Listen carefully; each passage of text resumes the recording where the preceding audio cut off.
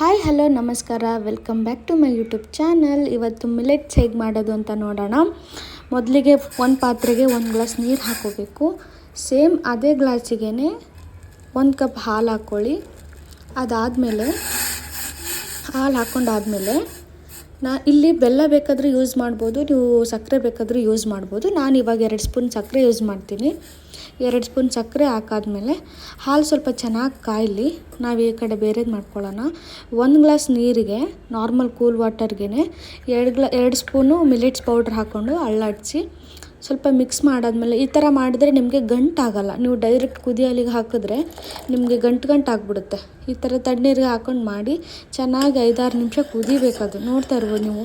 ಚೆನ್ನಾಗಿ ಕುದ್ದಾದ್ಮೇಲೆ ನಿಮಗೆ ಅಶ್ವಗಂಧ, ಶತಾವರಿ ಇರುತ್ತಲ್ಲ, ಚಿಟಿಗೆ ಅಷ್ಟು ಹಾಕ್ಕೊಳ್ಳಿ. ಜಾಸ್ತಿ ಹಾಕ್ಕೊಂಡ್ರೆ ಟೇಸ್ಟ್ ಇರಲ್ಲ. ಚಿಟಿಗೆ ಅಷ್ಟು ಅದನ್ನು ಹಾಕ್ಕೊಂಬಿಟ್ಟು ಲಾಸ್ಟಿಗೆ 1-2 ನಿಮಿಷ ಕುದಿಸ್ಬಿಟ್ಟು ಆಮೇಲೆ ಸರ್ವ್ ಮಾಡ್ಕೊಳ್ಳಿ. ತುಂಬ ಅಂದರೆ ತುಂಬಾ ಹೆಲ್ತಿಗೆ ಒಳ್ಳೆಯದು. ನನಗಂತೂ ಸಿಕ್ಕಾಪಟ್ಟೆ ಯೂಸ್ ಆಗಿದೆ. ವೆಯ್ಟ್ ಲಾಸ್ಗೂ ಹೆಲ್ಪ್ ಆಗುತ್ತೆ. ಸೊ ನೀವು ಟ್ರೈ ಮಾಡಿ.